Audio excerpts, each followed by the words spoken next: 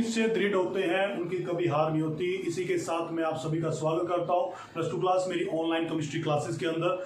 आज का जो टॉपिक है वो वेरी वेरी इंपॉर्टेंट है, क्योंकि बोर्ड के अंदर अरेंजमेंट में तो क्वेश्चन पूछे जाते हैं, डेंसिटी का न्यूमेरिकल भी आता है। जो थ्योरी पॉइंट ऑफ व्यू से देखा जाए तो यहाँ से क्वेश्चन एक जरूर बनता है। ठीक है, तो ये जो हमारा टॉपिक है वो है हमारा about the imperfection in solid. हमारे अंदर भी इम्परफेक्शन हो सकती है। इम्परफेक्शन हमारे अंदर कुछ चीजें अच्छी भी ला सकती है और कुछ चीजें बुरी भी ला सकती है। इम्परफेक्शन का मीनिंग एक चीज नहीं होता सिर्फ नेगेटिव पॉइंट हम सोचे, हम पॉजिटिव पॉइंट को भी सोचे। किसी चीज की कंडक्टिविटी को बढ़ाना है, इलेक्ट्रिकल कंडक्टेंस को बढ़ाना है, रेजिस्टेंस को घटाना है, रेजिस्टेंस को बढ़ाना है, तो वो इम्परफेक्शन पे ही डिपेंड करती है कि आप कितनी इम्प्योरिटी उसके अंदर ऐड कर रहे हो। इम्प्योरिटी हमारे जीवन में भी ऐड होती है। कुछ अच्छे दोस्त भी चाहिए, कुछ बुरे दोस्त भी चाहिए, कुछ मस्ती वाले भी चाहिए, कुछ बिना मस्ती वाले सीरियस दोस्त भी चाहिए। तो हर एक चीज की जरूरत पड़ती है।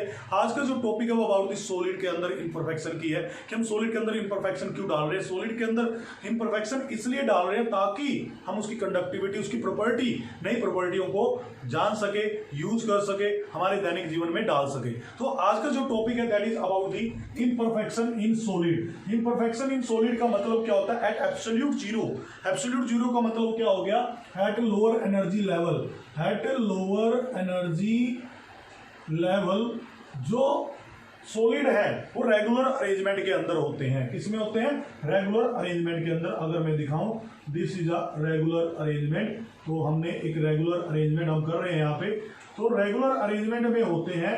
जैसे ही एब्सोल्यूट जीरो या हायर एनर्जी पे जाते हैं, हायर एनर्जी पे कैसे जाएंगे? हायर एनर्जी पे जाएंगे जब हम इसको क्या प्रोवाइड कर रहे हैं? हीट। हीट का मतलब क्या हो गया? हीट का मतलब हो गया टेम्परेचर। तो हम इसको क्या दे रहे हैं? टेम्परेचर दे रहे हैं। तो टेम्परेचर देते ही क्या होगा? इनकी काइनेटिक एनर्जी बढ़ जाएगी और इनके अंदर क्या हो जाएगी? इरेगुलरिटी क्रिएट हो जाएगी। इरेगुलरिटी क्रिएट हो जाएगी, रैंडमनेस आ जाएगी, आइसोट्रोपी आ जाएगी। मीन्स कहने का मतलब क्या है यहाँ पे? Deviation from regular arrangement of crystal और कंस्टिट्यूएंट पार्टिकल। जब सॉलिड अपनी जो रेगुलर अरेंजमेंट है उसको खो देता है और होता कब है? टेम्परेचर की वजह से, तो उसे हम क्या कहते हैं? इम्परफेक्शन इन सॉलिड कहते हैं। और इसको डिफेक्ट भी बोला जाता है। क्या बोला जाता है? डिफेक्ट। और इसको हम दूसरा नाम भी क्या बोल सकते हैं? Thermodynamic defect. थर्मोडायनेमिक कहने का मतलब टेम्परेचर डिपेंडेंट है। ओके। दूसरे एडिशनल डिफेक्ट भी हैं जो इंप्योरिटीज पे डिपेंड करते हैं। इलेक्ट्रिकल कंडक्टेंस है, ठीक है, और दूसरी है रिफ्रैक्टिव इंडेक्स है, उन पे डिपेंड करते हैं। जो भी यहां से प्रोडक्ट आएगा, जो भी नया सॉलिड बनेगा, वो न्यू प्रॉपर्टीज के साथ हमें मिलेगा।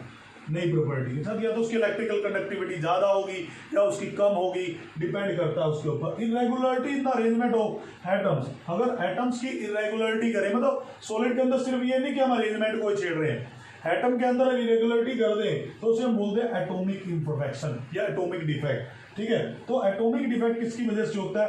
वो आयंस, मॉलिक्यूल, एटम, किसी की वजह से भी हो सकता है, हम उसे एटॉमिक डिफेक्ट बोलेंगे। और अगर किसी आयन, कोई आयन मिस हो जाता, पर्टिकुलर कोई आयन मिस हो जाता, उसे हम बोलते हैं पॉइंट डिफेक्ट। यही हमारा टॉपिक है, इसी के बारे में डिटेल में हम पढ़ेंगे, पॉइंट डिफेक्ट के बारे में।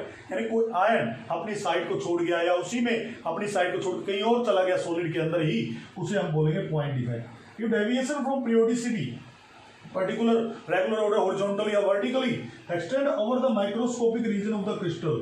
ठीक है, यानी क्रिस्टल का अगर बात करें horizontal और vertical यही है, तो उसे हम क्या बोलेंगे? Lattice defect. क्या बोलेंगे? Lattice defect. ठीक है, तो दो तरह के line defect and the plane defect. Line defect and plane defect. अब हम डिस्कस करने जा रहे हैं अबाउट दी पॉइंट डिफेक्ट। अगर पॉइंट डिफेक्ट की बात करते हैं तो पॉइंट डिफेक्ट हमारे दो तरीके के होते हैं। जरा समझिए इनको। मैं थोड़ा सा चार्ट बनाता हूं, फिर हम इनको डिटेल में वन बाय वन पढ़ेंगे। ठीक है, तो अबाउट दी पॉइंट डिफेक्ट के बारे में हम वन बाय वन पिक करेंगे। जरा अभी बात कर लेते हैं पॉइंट डिफेक्ट में। तो पॉइंट डिफेक्ट दो हिस्सों में डिवाइड होता है। इसको अगर हम डिस्कस करें तो पॉइंट डिफेक्ट जो है आपका दो हिस्सों में डिवाइड होता है। वन इज स्टोकियोमेट्रिक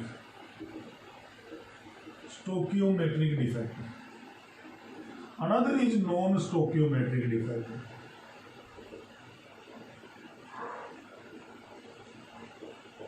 ठीक है, स्टोकियो मतलब नंबर, फ्रैक्शंस, ठीक है, उनके अंदर कोई प्रभाव आता है। तो ये डिफरेंट तरीके का होता है। यहाँ पे अगर बात करें वैकेंसी डिफेक्ट होता है, पेपरों में पूछे गए हैं में। ठीक है, तो very very very very important board point of view से पक्का कर लेना इसको। ठीक है, वैकेंसी डिफेक्ट, इंटरस्टिशियल डिफेक्ट,